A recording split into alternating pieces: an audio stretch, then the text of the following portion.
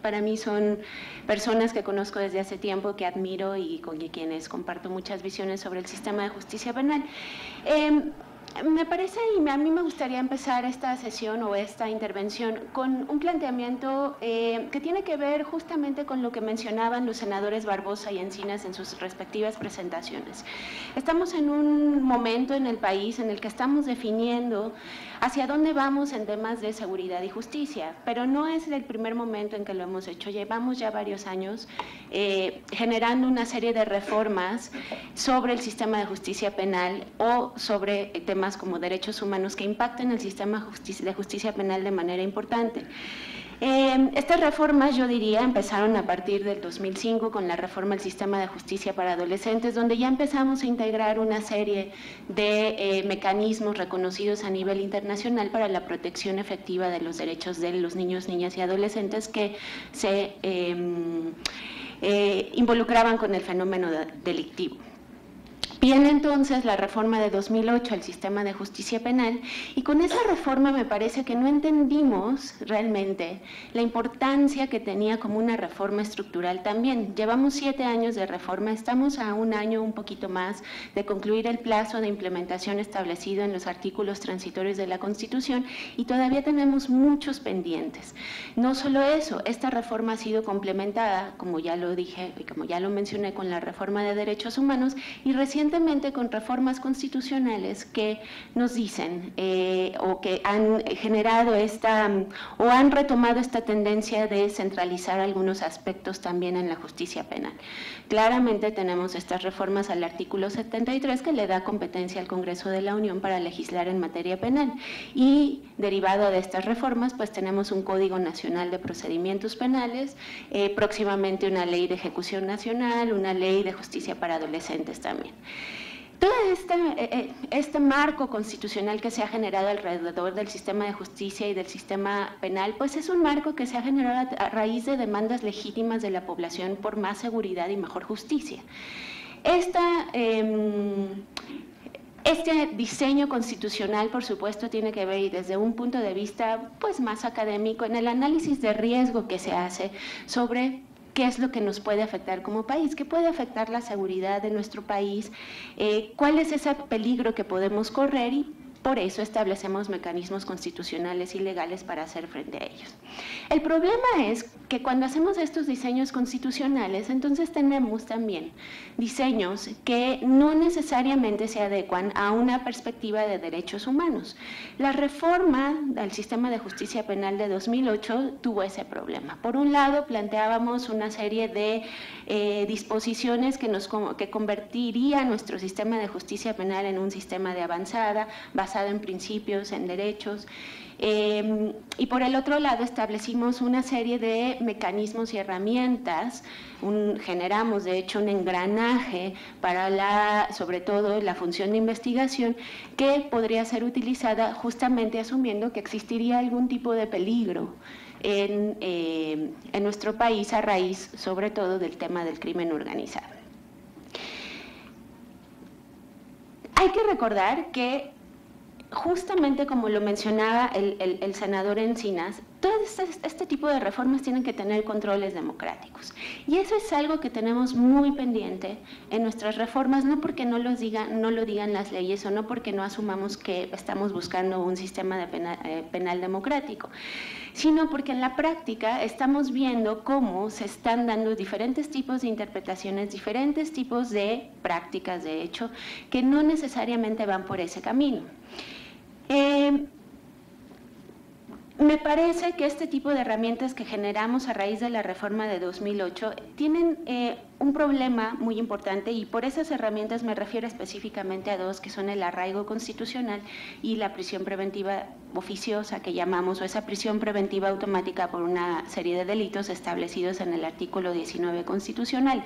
Estamos asumiendo y estamos presumiendo un peligro, y eso nos hace que los jueces de entrada tengan que ejercer controles meramente formales sobre disposiciones que ellos en principio no podrían desaplicar porque son disposiciones constitucionales. Esto significa que las personas que se involucran con el sistema penal entonces tienen que probar que no existe ese peligro, cuando el principio es el contrario, que tenemos que, o el Estado en el ejercicio de su poder punitivo es el que tiene que probar cuando acusa.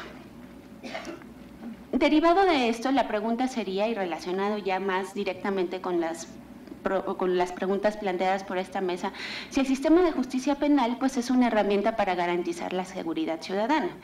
Hasta la fecha, y lo sabemos aquí en México y lo sabemos a nivel regional, no existe evidencia de que es una variable decisiva para influir en el fenómeno delictivo. Eso lo tenemos clarísimo. Entonces, desde esa perspectiva, no, el sistema de justicia no nos sirve para atender el fenómeno delictivo o para influir en que haya menos delito.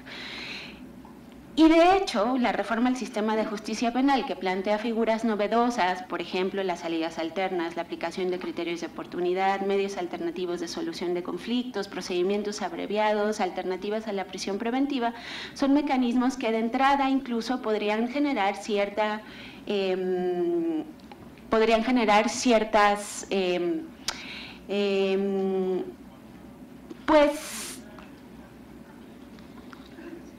un cierto grado de inseguridad, subjetiva por supuesto de la población, al no entender por qué estas figuras funcionan como funcionan. Sobre esto habría que decir que el sistema de justicia sí responde a otras demandas, por ejemplo, mayor celeridad en los procesos y mayor protección de los derechos de las personas. Pero este tipo de reformas y la forma en cómo se han aplicado recientemente nos lleva a también concluir que existen muchos mitos y falsos dilemas alrededor de este tema o la relación entre seguridad y sistema de justicia. Recordemos, y para no extenderme en este minuto que me queda, solo quisiera plantear algunos que nos han vendido como algo que el sistema de justicia va a resolver con respecto a la seguridad, pero que en realidad no es así.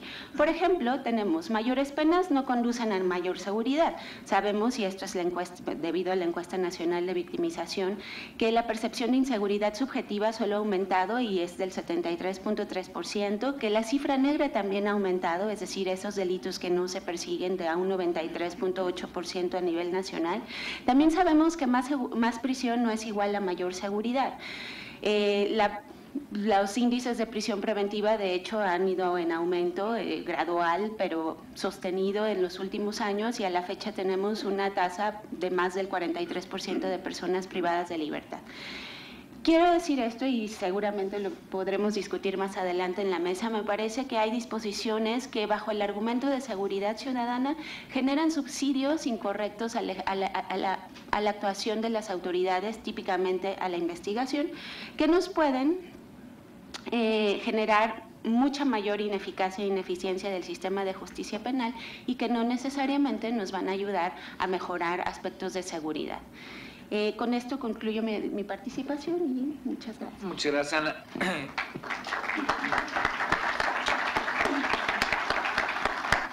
A continuación le voy a dar la palabra a Roberto Ochoa Romero. Quiero hacer algunas precisiones. La intención es tal vez que los ponentes puedan tomar la palabra por 5 minutos en esta primera ronda. Hay preguntas que, digamos, son preguntas sugeridas un poco para orientar la discusión y después podremos hacer alguna suerte de intercambios.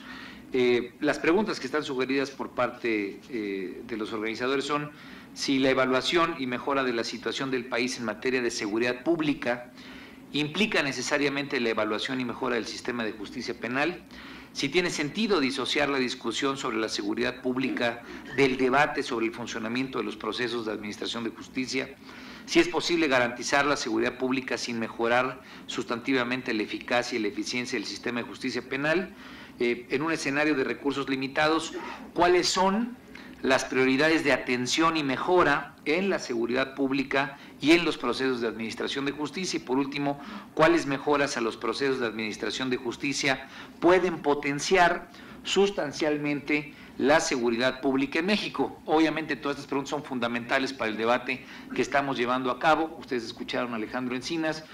Nos toca hacer una revisión de las iniciativas que ha mandado el titular del Ejecutivo y me parece que la médula central está precisamente en que podamos ver cómo las mejoras al sistema de justicia, sin duda alguna, pueden ser significativas para mejorar la condición de seguridad en el país respecto a las leyes que estamos debatiendo.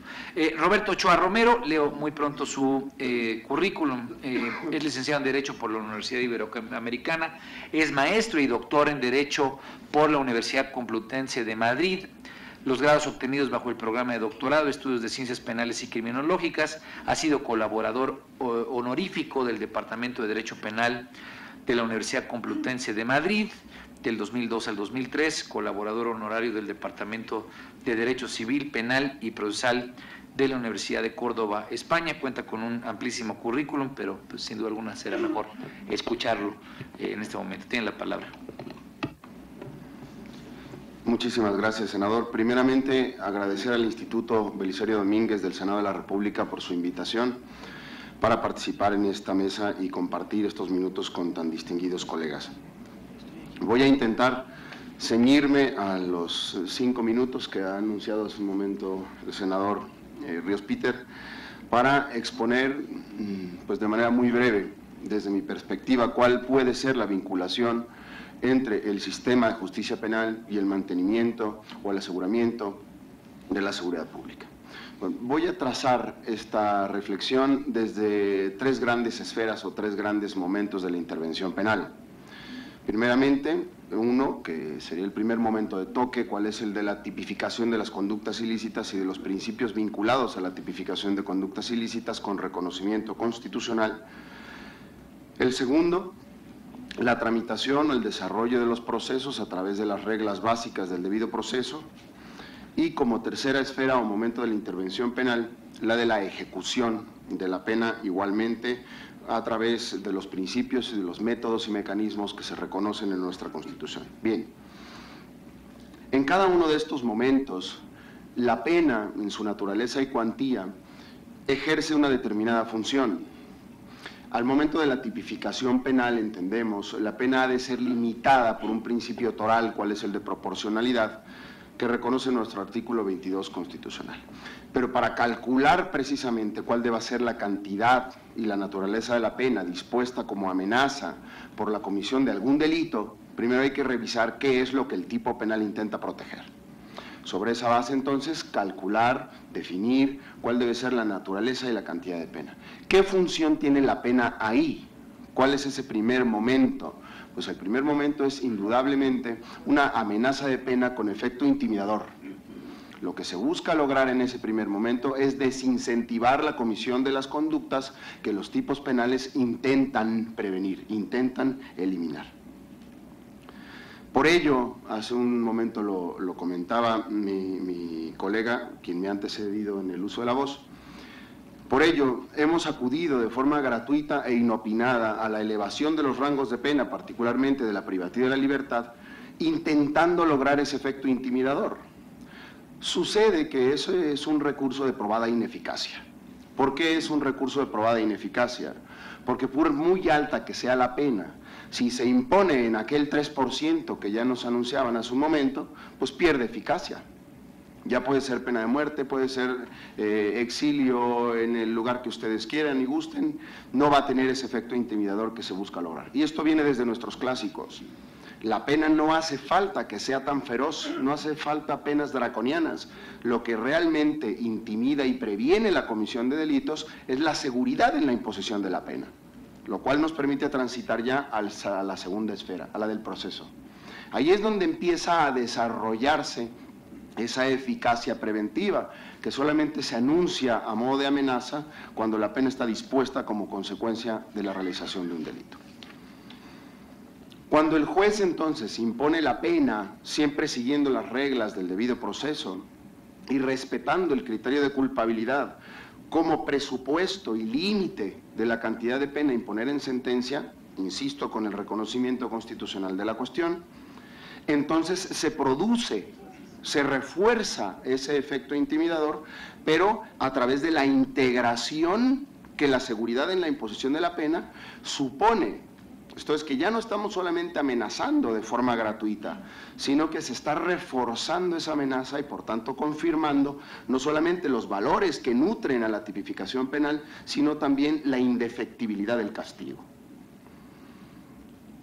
Como un tercer momento, entonces, el de la ejecución de la pena, también tiene esa relación, también tiene esa vinculación con el mantenimiento de la estabilidad del cuerpo social a través del sometimiento del sentenciado a estos métodos y procedimientos de reinserción social que permiten precisamente recuperar al sujeto para la comunidad, que sea un sujeto que no salga, como frecuentemente se dice, de la universidad del crimen, sino que en definitiva salga, ¿no?, de un lugar en donde estos procedimientos que anuncia el artículo 18 constitucional sean verdad.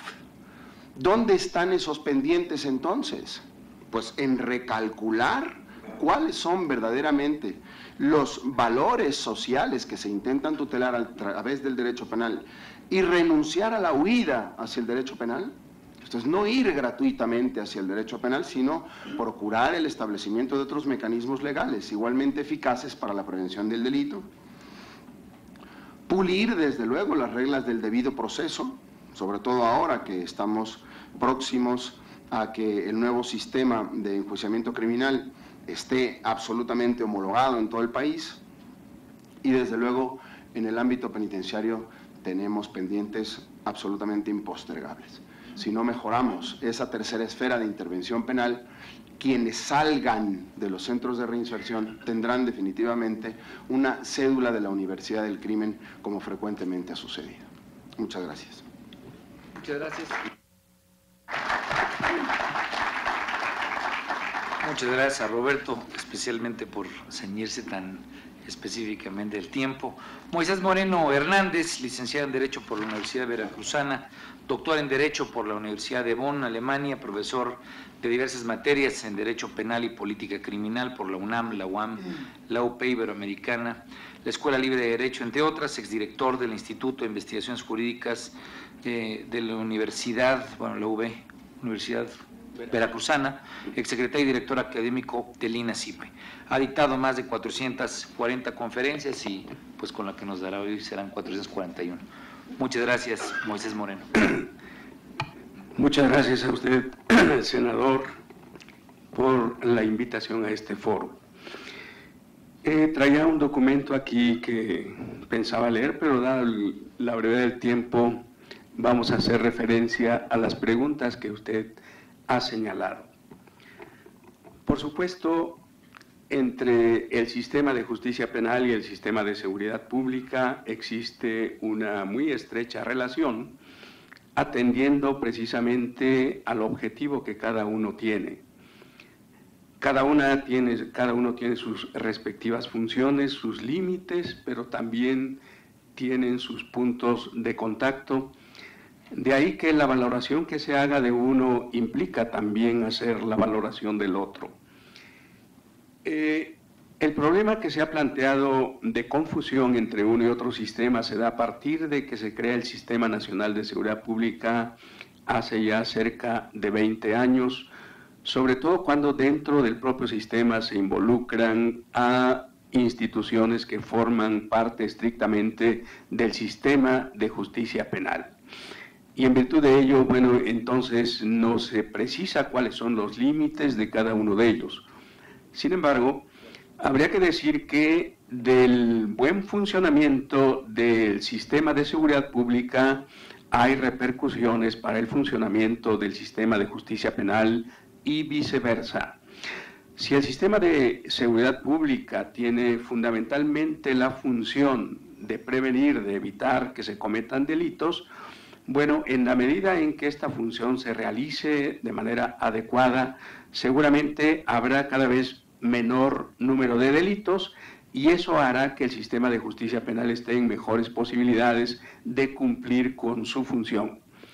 La realidad de los datos estadísticos que oficialmente se dan nos muestran precisamente, como ya lo dijo el senador Encinas, El 3% de los delitos son los que se investigan, son los que llegan a proceso, lo que quiere decir que el 97% no se investiga, queda en la impunidad, y la impunidad se convierte en uno de los factores criminógenos.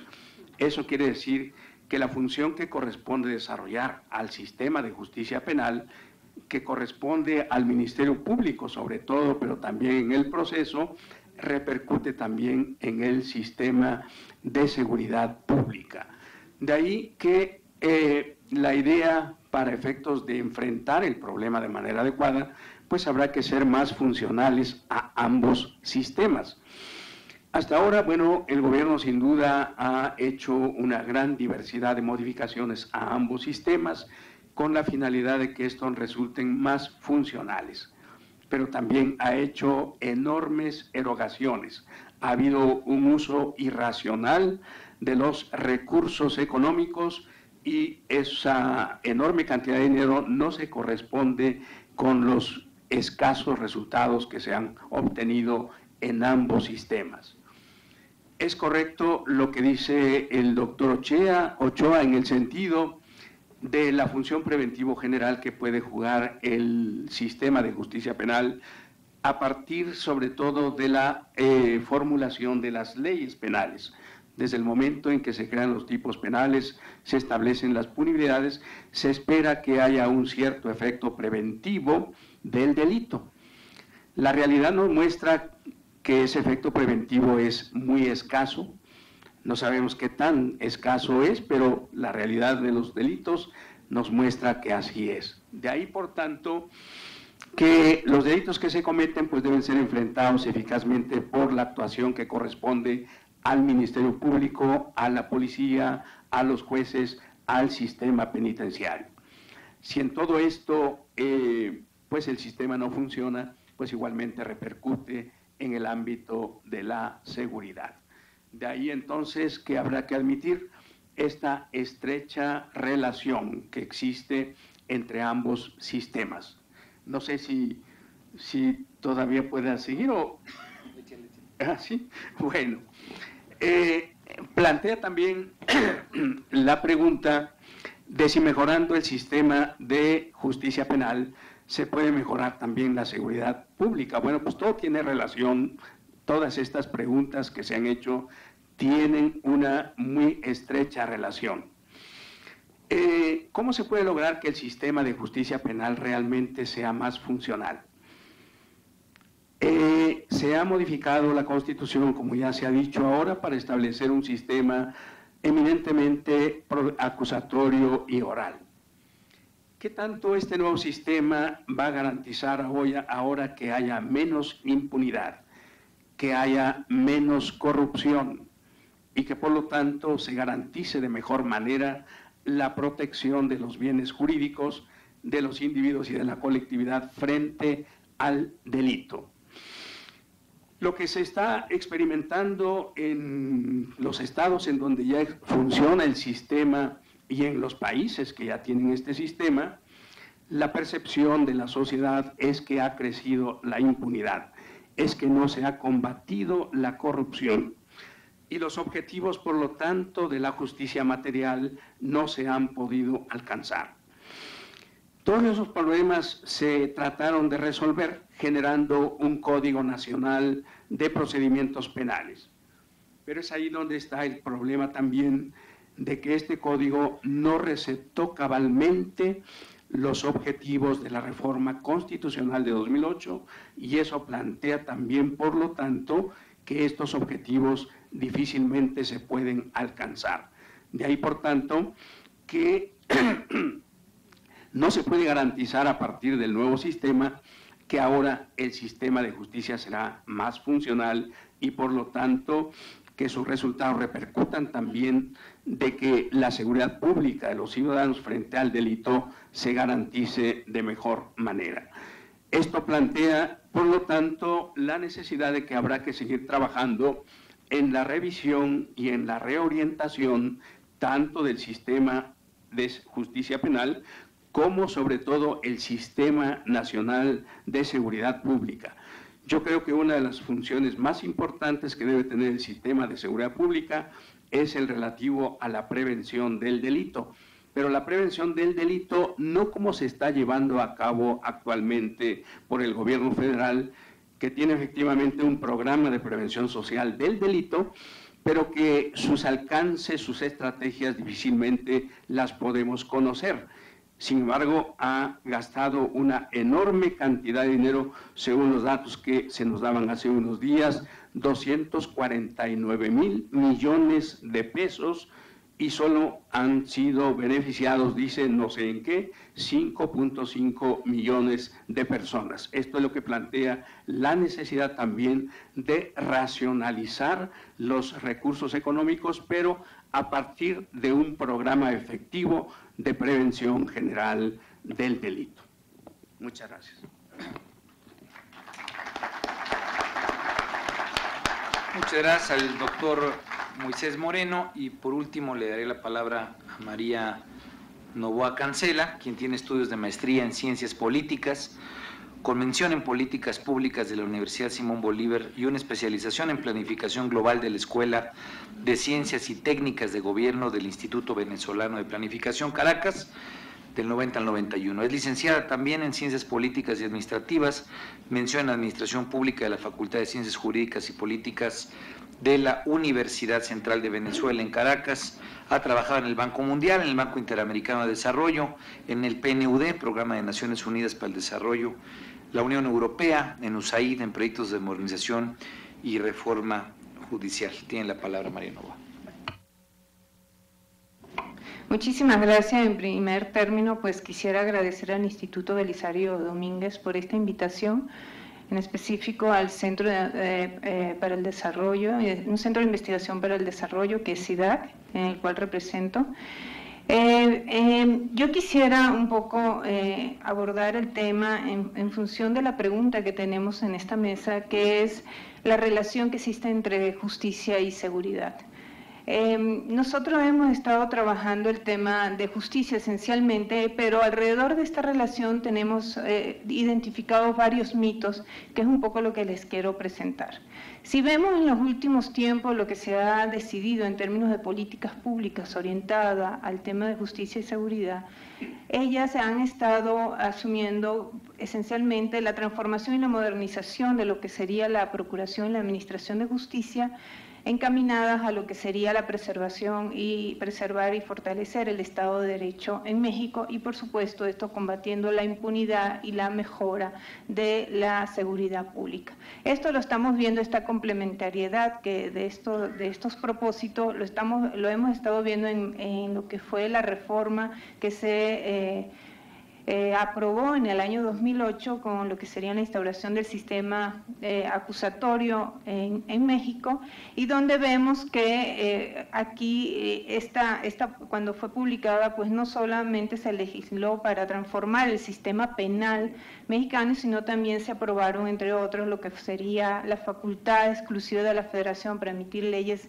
en materia de delincuencia organizada y acciones encaminadas a fortalecer el Sistema Nacional de Seguridad Pública. Igualmente lo vemos en este gobierno que tenemos actualmente, que desde sus inicios, pues todo lo que sería la estrategia que estableció para lo que es el tema de seguridad y justicia, pues fueron ellos a través de lo que serían ejes transversales o enfocadas a lo que sería la prevención del delito, la mejora del sistema, otra vez justicia penal y por supuesto fortalecer las instituciones, tanto de seguridad como justicia. Entonces, si vemos todas las políticas públicas que han estado abordándose en los últimos tiempos, están relacionadas no solamente en fortalecer el sistema de justicia, sino, por supuesto, lo que sería el aparato de seguridad pública. ¿Qué nos lleva a esto? Es ver cuáles serían estos puntos de intersección que hay entre ambas políticas y ver exactamente y dimensionarlas en cuanto a lo que podría ser las responsabilidades que tienen cada una de ellas y cómo de alguna forma se interrelacionan. Entonces, nosotros hemos identificado 3 mitos, ¿no?, que podríamos ver en esta relación que existe entre seguridad y justicia. Una primera que le hemos dicho, la señalamos, los delitos que se denuncian y no terminan en sentencia son impunidad, ¿no? Esto es algo que hemos estado escuchando. Y hemos escuchado que en México existe un grave problema de impunidad y nos basamos en lo que serían los datos más recientes, que es de la Encuesta Nacional de Victimización y Percepción, igual no nos señalaba Ana Dulce, donde vemos que, por supuesto, del total de delitos del fuero común que se identifican, que son alrededor de más de 30 millones de delitos, únicamente el 12% o alrededor del 12% fue denunciado, ¿no? Entonces aquí vemos cómo probables hechos delictivos restantes no fueron conocidos por una autoridad y por supuesto quedaron impunes. Entonces aquí es donde nosotros vemos que no necesariamente, es decir, a partir de esta cifra negra que está más del 90% identificada a través de estos mecanismos de medición que tenemos, entonces vemos que lo que está registrándose es que el número de delitos no denunciados y que no derivaron de una averiguación previa, entonces no entra a lo que sería el sistema de justicia, ¿no? Pero no necesariamente ese 12% o alrededor del 12% que entra al sistema de justicia no necesariamente termina en una investigación, no necesariamente es probable, no necesariamente es un delito. Entonces no ese 12% va a terminar en una sentencia, ¿no? Entonces es aquí donde inclusive la discusión que hay es que más bien hay eficiencia a nivel de la infraestructura o de los mecanismos de administración de justicia, son más eficientes, no necesariamente se tiene que terminar en una sentencia. Inclusive tenemos en la reforma del 2008 lo que sería esta implementación de los mecanismos alternos de resolución de conflictos, que aquí vemos cómo se nos está yendo a través de los que están ya operando en este sistema acusatorio, alrededor de lo que entra, el 80% se está yendo en mecanismos alternos de resolución de conflictos y no necesariamente en lo que sería el fuero común se está yendo a procesos de investigación y que puedan terminar en sentencia. Entonces esto es uno de los mitos que tenemos, ¿no? que está identificado. Un segundo mito que hemos llamado: si la incidencia delictiva no disminuye, el sistema de justicia ha fracasado, ¿no? Esto es otro mito que tenemos y a nosotros, pues aquí hay que dimensionar, la criminalidad es un fenómeno social muy complejo que compone de muchos factores, ¿no? Y cuya solución no puede ser atribuida a una sola esfera del quehacer público, como sería lo que es la Procuración y Administración de Justicia.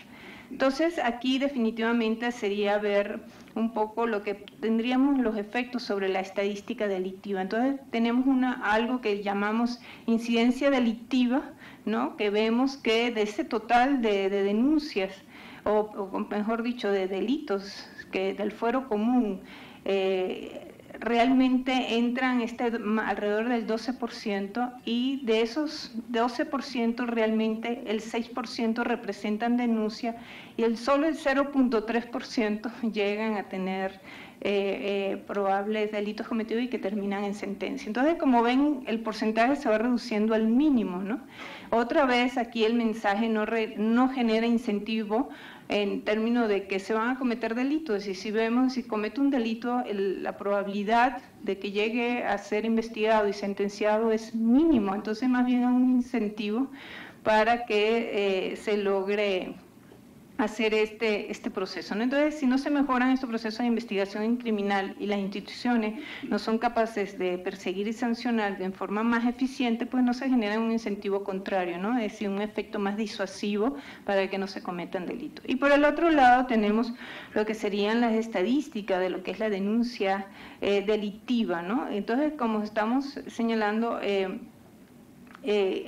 según esta encuesta de victimización que realiza el INEGI, el 60% de la población señala que no denuncia porque no hay confianza, si no tenemos confianza en las instituciones. Entonces, también aquí vemos incentivos perversos que se dan, ¿no? Si me mide a mí como institución, como gobierno, como gobernador, me miden mi incidencia delictiva a través de las denuncias, entonces yo tampoco incentivo para que la población denuncie. Entonces, estamos aquí en un círculo que definitivamente no nos ayuda en cuanto a lo que sería esta percepción que tenemos de impunidad, ¿no? Y un tercer y último mito que tenemos identificado es el éxito de la reforma de justicia penal no se relaciona con la incidencia delictiva. Y esto es bien importante porque la relación entre la incidencia delictiva registrada en la institución y el funcionamiento del sistema penal, pues el número y el tipo de denuncias repercuten directamente en la carga de trabajo. Entonces, más bien esperemos que de ese 10% que representa, que sería la carga de trabajo que van a estas instituciones, tampoco ellos aspirarían que esta carga aumente en función de la efectividad de los mismos.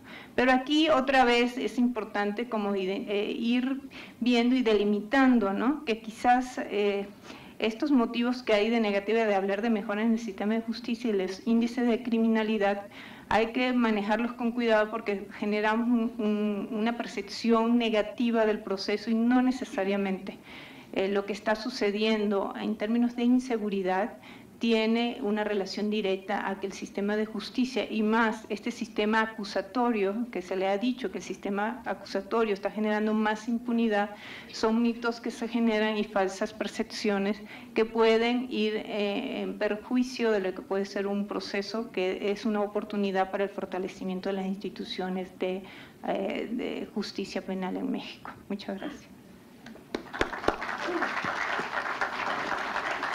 Muchas gracias a María Novoa. Si les parece bien, lo que vamos a hacer es una suerte de discusión, agradeciéndole obviamente a todos. Yo quisiera empezar por Roberto Ochoa, dado que fue el que mejor se señala el tiempo y le agradezco mucho haberlo hecho.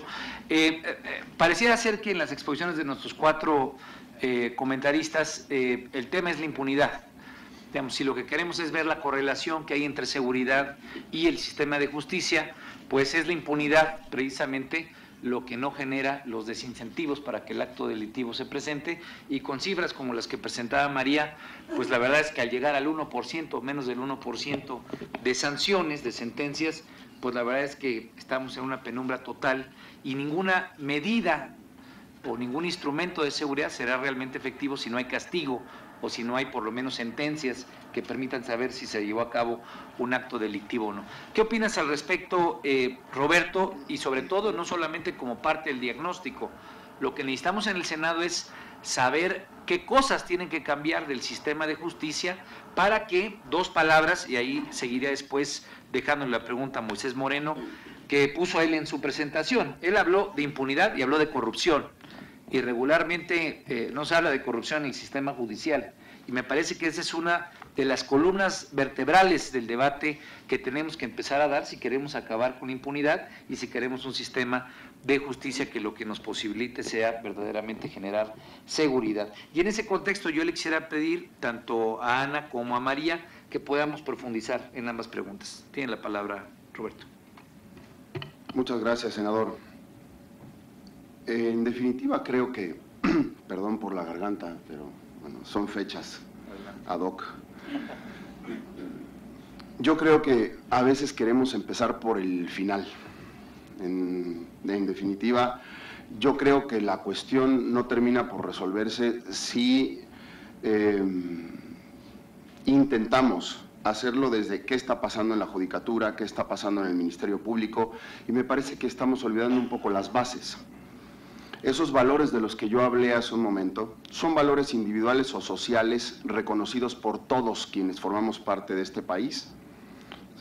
Y me parece que el principal problema es precisamente la degradación de esos valores básicos, fundamentales de convivencia social.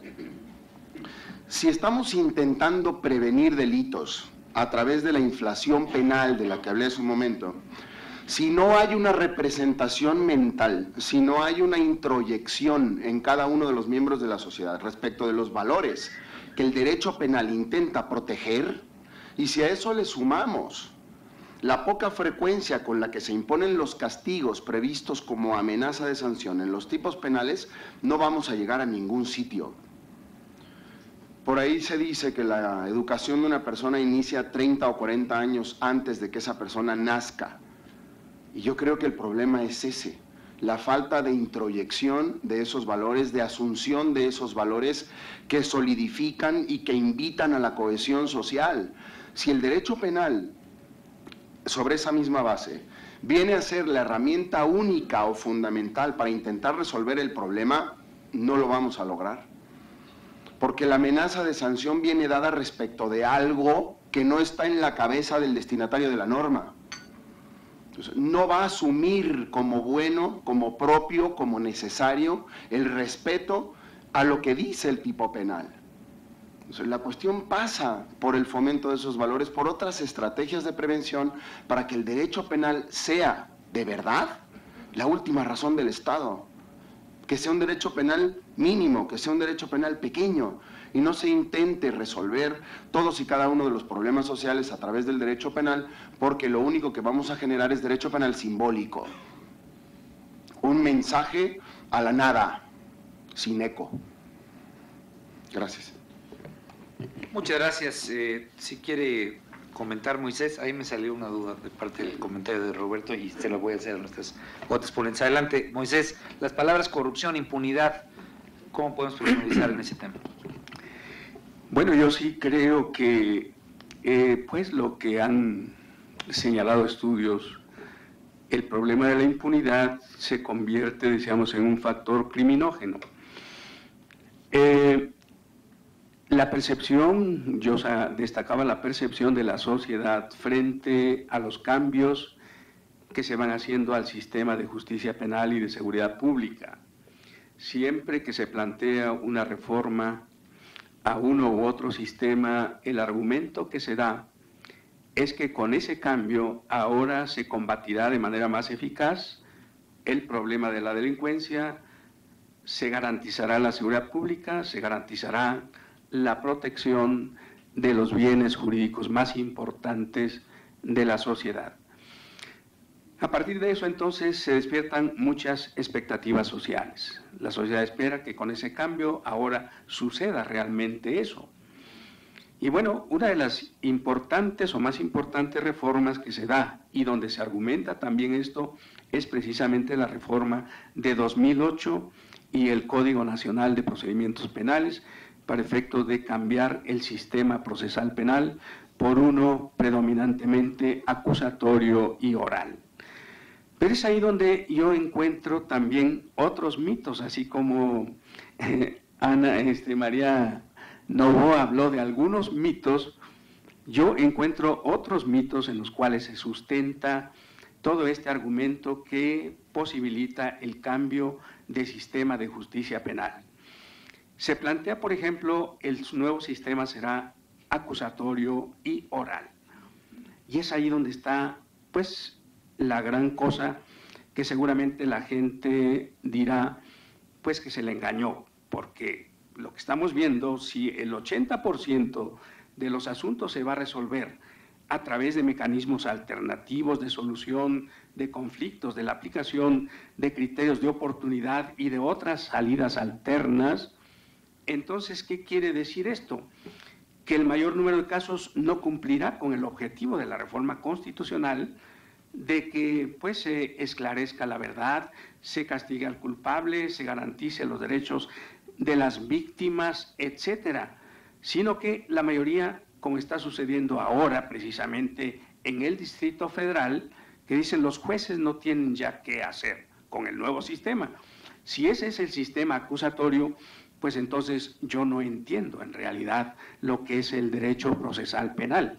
Y eso en realidad no habría implicado un cambio al sistema de justicia penal que hemos tenido hasta ahora. Por supuesto, yo estoy totalmente de acuerdo en el sistema procesal acusatorio porque garantiza de mejor manera derechos humanos de víctimas y victimarios, garantiza una mayor equilibrio entre las partes procesales y demás, en fin, tiene muchas virtudes, pero eso habrá ahora que verlo. Por lo tanto, habrá que ver que efectivamente los procesos sean acusatorios y orales. Ahora, con este nuevo sistema se plantea, se combatirá la impunidad, se combatirá la corrupción, se plantea que el nuevo sistema será más transparente. La transparencia repercutirá en el combate a la corrupción. Pero ¿cómo podemos hablar de la transparencia si el 80% no llegará precisamente a los procesos en donde efectivamente podrá observarse por la sociedad cómo se desarrolla un proceso, cómo resuelven los jueces y por lo tanto podrá observar que efectivamente no hay corrupción. Uno de los criterios fundamentales para la solución de los conflictos que ahora se plantea es precisamente el de la negociación. Antes del sistema acusatorio se hablaba de la negociación entre Ministerio Público y defensor. ¿Y qué se entendía por eso? Corrupción, ¿no? Bueno, pues ahora se institucionaliza esta práctica y ¿qué es lo que va a propiciar? Seguramente mayor corrupción. ¿Sí? No hay hasta ahora mecanismos que garanticen que no lo habrá. Entonces, de ahí por eso que precisamente uno de los temas fundamentales que habrá que combatir es el de la corrupción. Muchas gracias. Quisiera preguntarle a María Novoa y obviamente a Ana Aguilar algunas reacciones sobre lo dicho por parte de Roberto y de Moisés, y quiero poner nuevamente mi pregunta en el siguiente énfasis. Nos comentaba Roberto, sin duda alguna el esquema penal no será suficiente o no podemos dejar que sea el único instrumento que tengamos como sociedad pues para tener un contexto de mejor convivencia y obviamente de disminución del delito, pero la verdad es que hay un dato demoledor, lo quiero repetir, le robé un ratito su hoja a María, porque parecía ser que en este país vivimos en la selva y esos datos que ya se vuelven recurrentes en todas las presentaciones, creo que hay que darles la justa dimensión frente a la pregunta del impacto que debe tener el sistema de justicia para disminuir el delito y obviamente generar seguridad en el país. Lo quiero repetir, la incidencia delictiva. De acuerdo a cifras del INEGI para el 2012, se cometieron aproximadamente 27.700.000 delitos del fuero común. Solo 1.700.000 posibles hechos delictivos fueron denunciados ante autoridades del Fuero Común Federal. En el mismo periodo se dictaron 108.000 sentencias, esto representa solamente el 6% de la cifra mayor que se presentó, y solo el 0.3% del total de probables delitos cometidos fue sentenciado. Entonces, ¿para qué tenemos Poder Judicial? Sería la pregunta que yo haría, digamos. Si no tuviéramos Poder Judicial, a final de cuentas es solamente el 0.3% de posibles delitos que llegaron a sentencia, pues el dato es aterrador, no solamente indignante, es aterrador. Podríamos tal vez tener una decisión, no es algo precisamente para las cámaras de televisión, decir, bueno, pues tal vez la decisión sea quitar el Poder Judicial, al final de cuentas solamente resuelve el 0.3% de delitos. Ahí quisiera, tal vez hago la pregunta con la finalidad de picarle la cresta a juristas conocedores del tema para ver qué es lo que se tiene que hacer en lo inmediato en el esquema judicial, en el sistema judicial, para no quedarnos solamente con una revisión mucho más amplia e integral, que sin duda alguna suena importante, interesante, pero sí hay mucho que hacer en la parte de administración de justicia. Adelante, Ana, y después María. Gracias, senador. Sí nos picó la cresta, la verdad, con eso de la desaparición del Poder Judicial. Creo que es lo que menos queremos. Una parte, y me parece que relacionado con lo que ya mencionaron el doctor Ochoa y el doctor Moisés Moreno, algo que dejamos de lado o sobre lo que generamos una falsa expectativa o no es ninguna expectativa, de hecho, fue el tema de la corrupción en el sistema de justicia penal.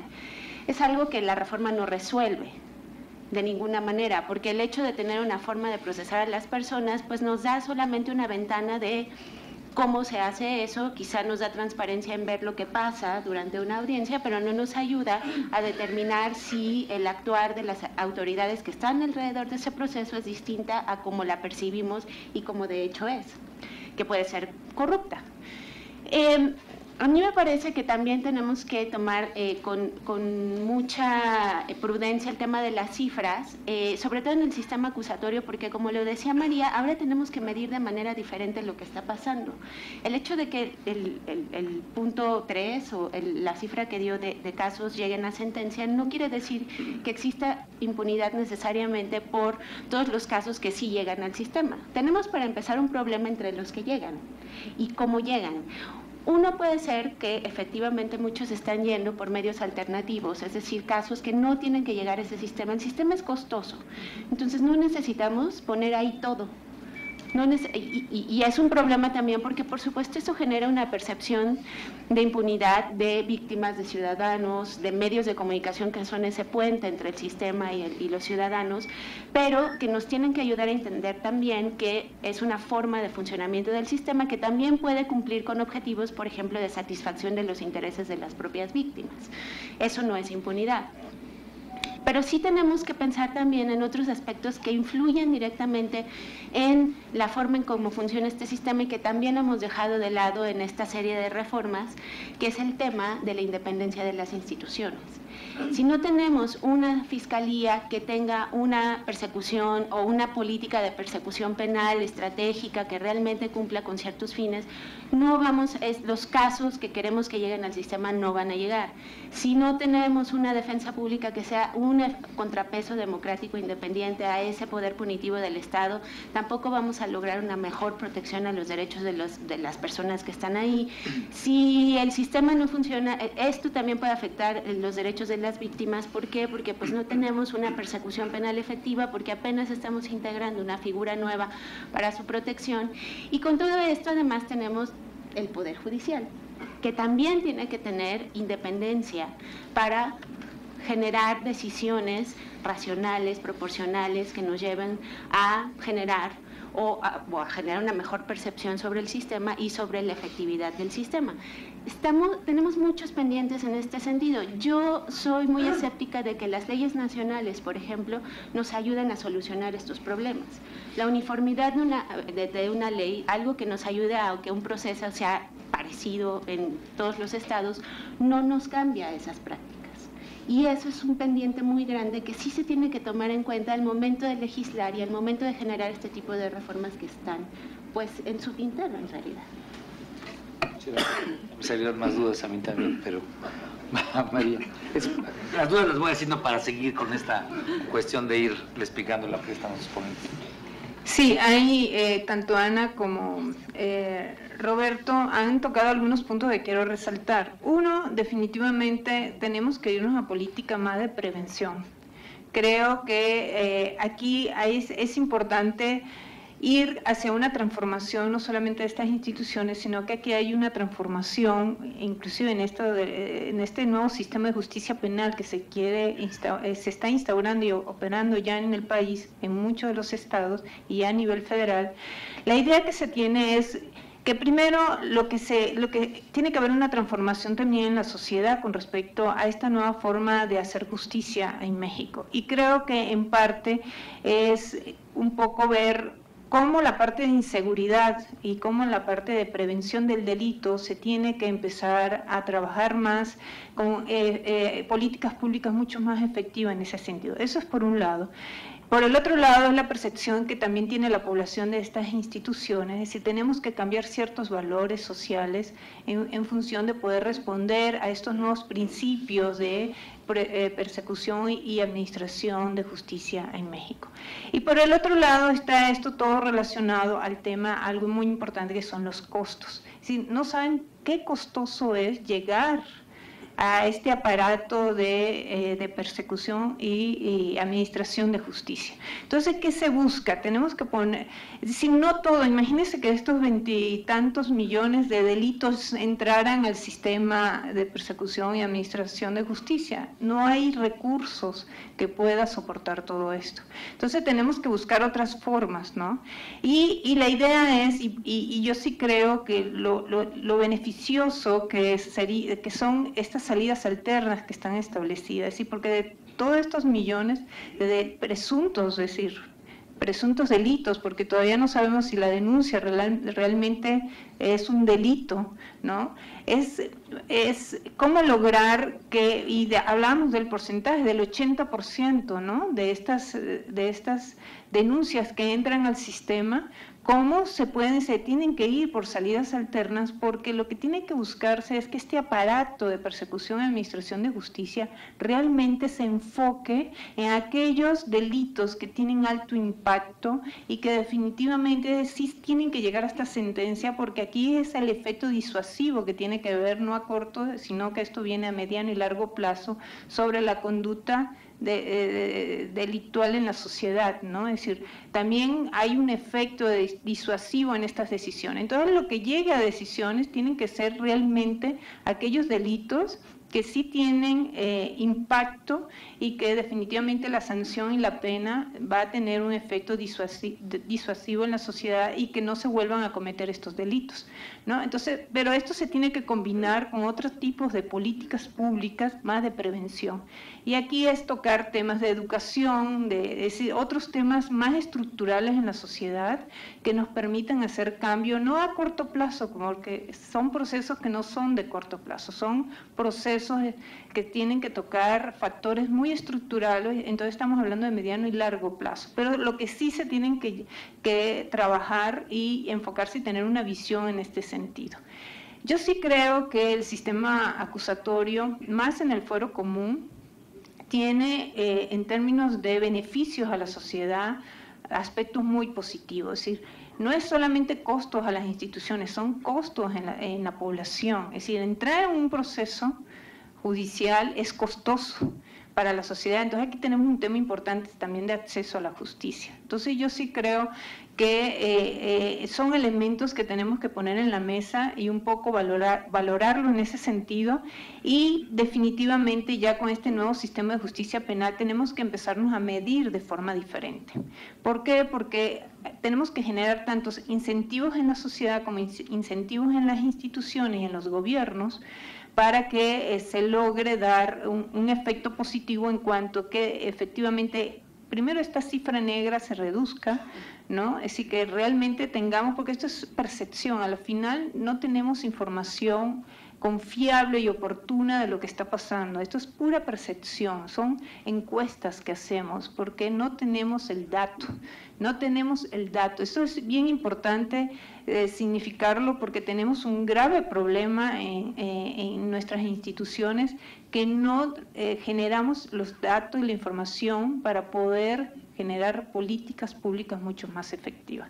Entonces sí, esto va a implicar medirnos de forma diferente y que no sea un dato negativo, que lo que llegue a sentencia sea lo mínimo, sino todo lo contrario, que sea un dato muy positivo en función de que sí estamos de alguna manera descongestionando estas instituciones de procuración y de administración de justicia y que estamos dando de todas maneras respuestas a la ciudadanía, a la población en términos de beneficio para resolver sus conflictos, pero igualmente lo que tenemos es que ese bajo porcentaje que llega a sentencia realmente tenga un efecto disuasivo porque están llegando los delitos de alto impacto y que definitivamente la pena o la sanción que se lleve va a tener un efecto en términos de que no se vuelvan a cometer en la sociedad. Entonces yo creo que esto hay que darle como otras perspectivas, ¿no?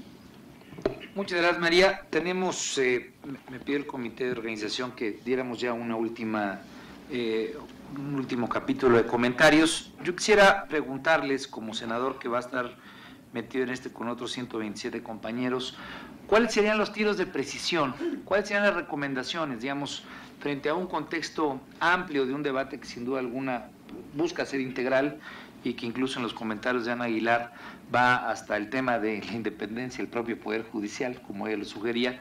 ¿Cuáles serían los tiros de precisión que tendríamos que tener en consideración si lo que queremos es hacer una revisión legal al sistema de impartición de justicia en materia penal y queremos que esto tenga incidencia en el tema de seguridad pública y disminución del delito? Empezaría por quien al final del día fue la última. Entonces, María, empecemos y nos vamos de allá para acá y terminamos con Roberto. Sí, bueno, todavía hay muchos pendientes de parte de la legislación con respecto inclusive a esta reforma del 2008 que se llevó a cabo, ¿no? Es que está aprobada y que inclusive está ya operando, ¿no? Tenemos muchos vacíos que todavía hay que trabajar, ¿no? Fuertemente, ¿no? Por supuesto, yo sí creo que aquí lo importante es enfocar algunos temas que todavía no se han logrado aterrizar, como sería todo el tema de ejecución y reinserción social. Creo que eso es bien importante en función del sistema acusatorio. que estamos trabajando y sabemos que toda esta parte del sistema penitenciario es uno de los eslabones más retrasados y con más problemas que tenemos, y que esto es un círculo que a la final va a repercutir nuevamente en lo que es la seguridad, ¿no?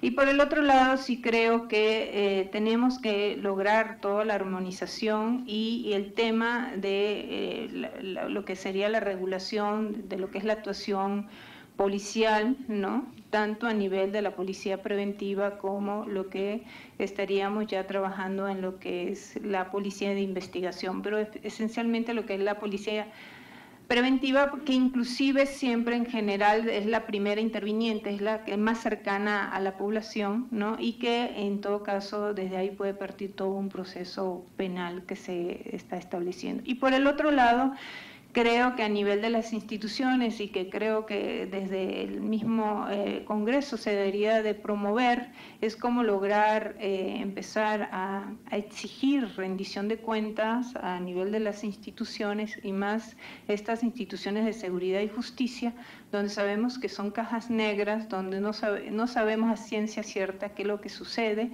no tenemos información de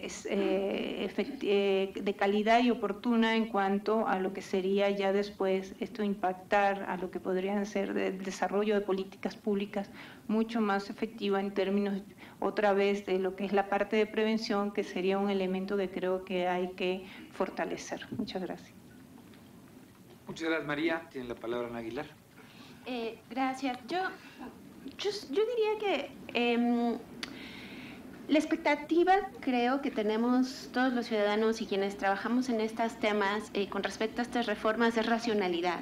Creo que existen datos, si bien no son suficientes, si bien son datos de percepción, hay algunos y hay otros que se pueden generar a través del el diálogo con actores estatales, sobre todo, con los federales, por supuesto, también, sobre qué sí ha funcionado y qué no ha funcionado en los últimos años a partir de esta serie de reformas que se han dado al sistema de seguridad pública y al sistema de justicia penal.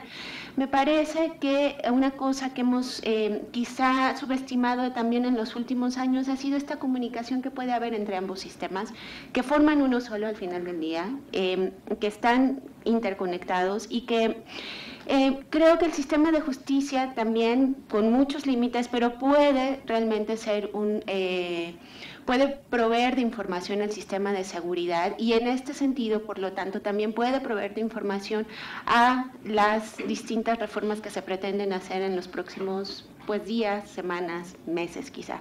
Me parece muy importante que desde el Congreso, desde el Senado, desde la Cámara de Diputados se ponga atención en esta información que sí existe y que realmente nos dé evidencia de muchas cosas que no están funcionando a pesar de haberlas puesto hasta en la Constitución. Creo que tenemos que dejar también de lado también mito de que la ley nos va a cambiar la realidad. Creo que eso no ha pasado en los últimos años y no va a pasar si lo seguimos pensando así, si no hacemos un análisis racional de realmente cuál es el efecto que puede tener una ley en la vida de las personas en nuestra sociedad. Creo que hay muchas cosas que tenemos que cambiar. No en balde estamos en uno de los peores momentos en términos de confianza hacia las instituciones, y me parece que desde el Poder Legislativo se pueden tomar pasos importantes para contrarrestar esta desconfianza que estamos teniendo hacia las instituciones.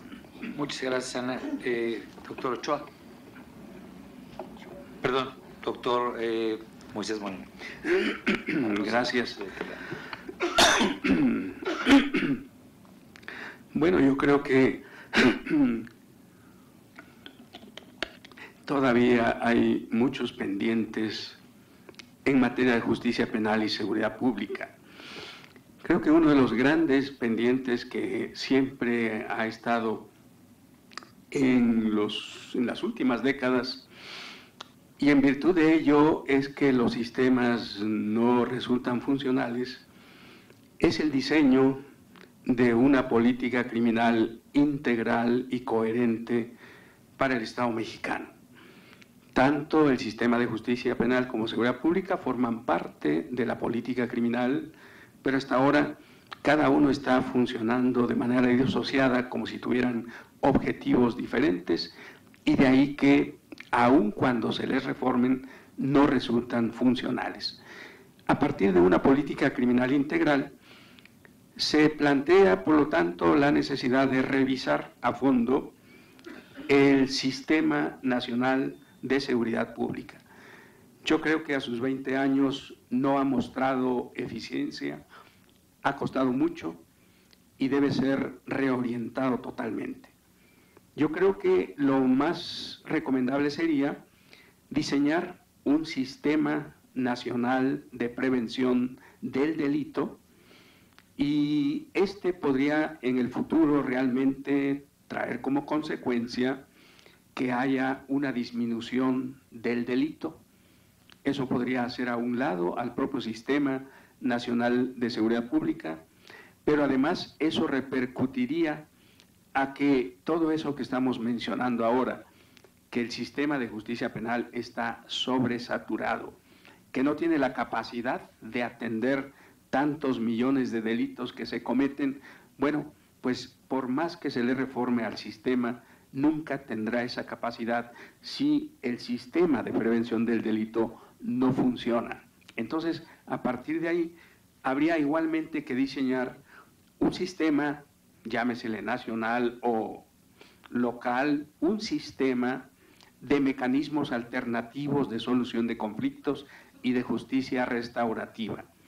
Yo creo que la ley que se aprobó recientemente sobre mecanismos alternativos no constituye una solución a este problema, porque lo único que está atendiendo es precisamente los problemas que ya le dimos al sistema de justicia penal y ahora queremos que se solucionen de otra manera, cuando desde inicio habría que despresurizar al sistema de justicia penal, quitando una enorme cantidad de figuras delictivas que no tienen la trascendencia que justifican la intervención del sistema penal y llevarlo precisamente a otros mecanismos de solución. Y esos mecanismos de solución pues podrían generar todo un sistema. Igualmente, a partir de esto, bueno, pues habría que revisar también a fondo la Ley Nacional de Ejecución de Sanciones que se está trabajando en este Senado de la República, precisamente para que constituya igualmente un mecanismo que posibilite lograr los objetivos del sistema de justicia y los objetivos del sistema de seguridad pública. Por supuesto, yo quisiera aquí aprovechar también esta ocasión de estar en el Senado, de que por lo general cuando se hace este tipo de reformas y todo, no siempre se acude a las instituciones más adecuadas para ello.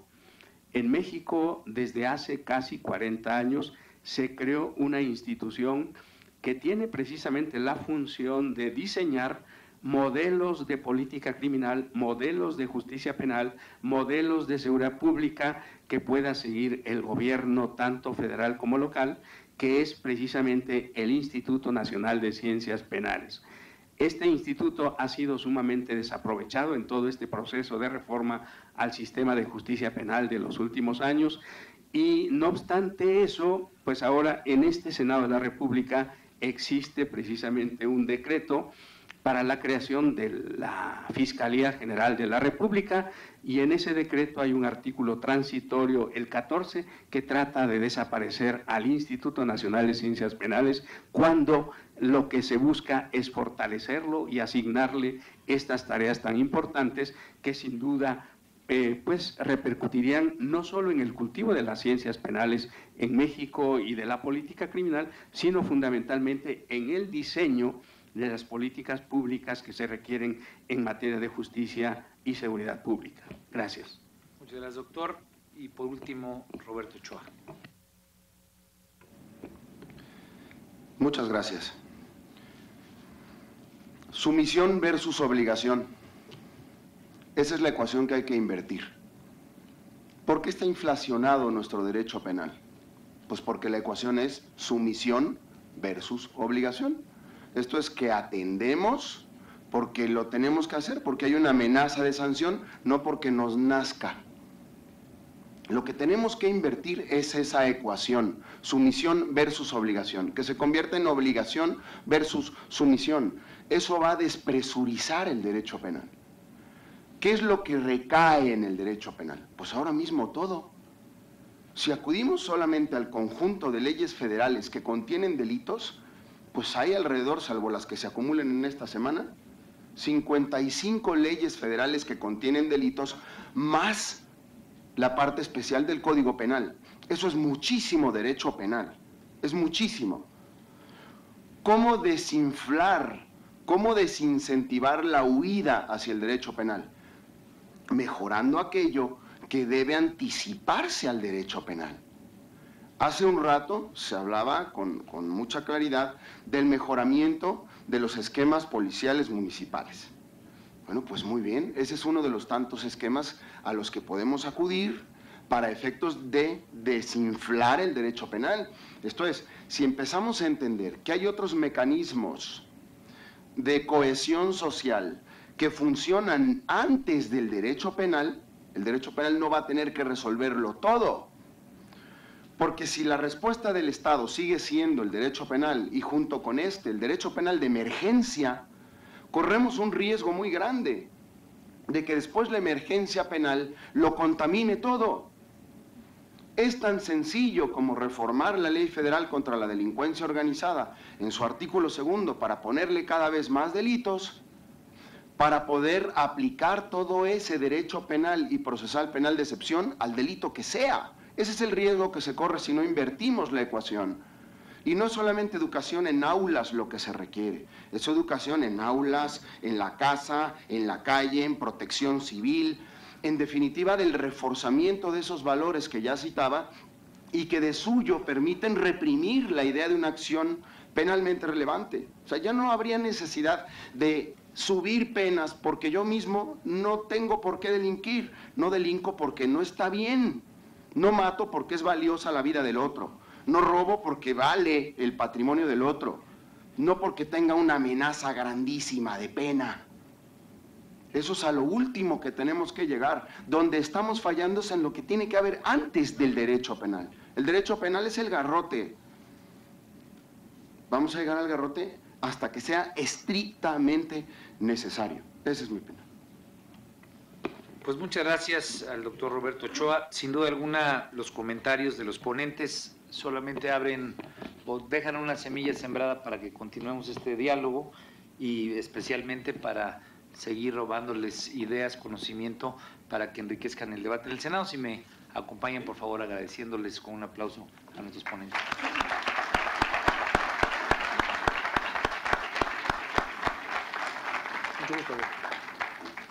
Les vamos a dar un presente, ¿va? Muy bien. Entonces no se muevan todavía. Es así como